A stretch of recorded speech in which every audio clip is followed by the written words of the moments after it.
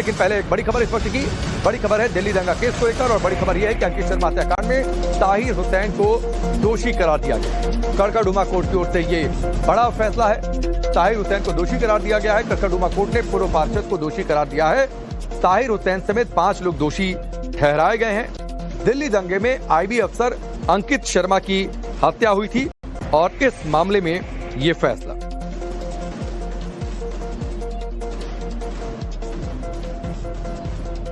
इस समय की बड़ी खबर है। अनुज हमारे साथ जुड़ चुके हैं, सीधे उनका रुख करते हैं। अनुज, बताइए फैसले की बड़ी बातें।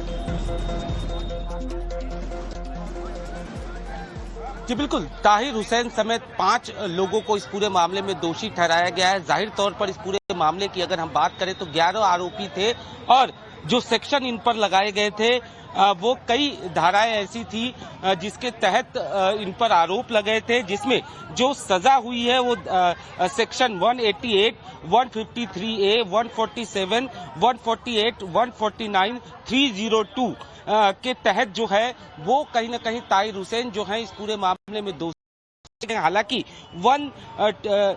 120 भी जो है वो कहीं ना कहीं उससे उन्हें राहत जरूर दी गई है।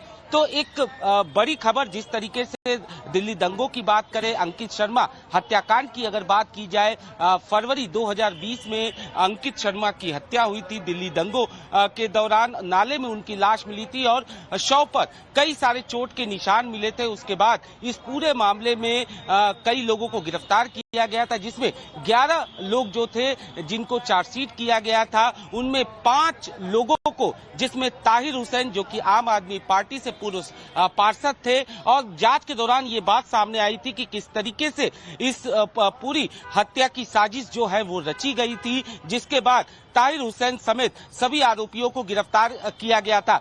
तो बहरहाल अभी डिटेल जो है वो ऑर्डर की कॉपी आनी बाकी है, लेकिन जो तमाम सेक्शन से उन तमाम धाराओं के तहत कहीं न कहीं दोषी ठहराया गया है। हालांकि ताहिर हुसैन पर 120 बी का जो मामला था उसे जरूर हटा लिया गया है।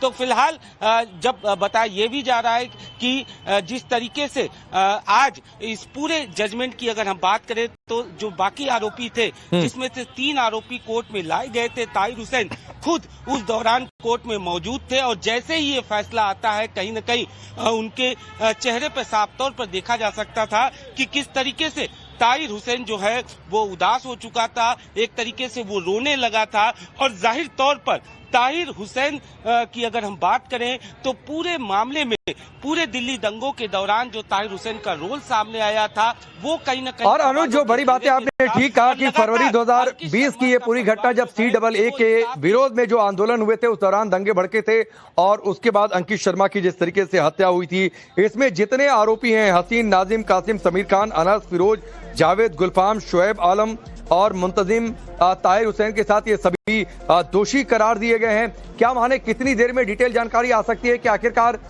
दोषी करार दिया गया है, सजा क्या तय की जा रही है, या सजा पर अलग से फैसला आएगा? अनुज,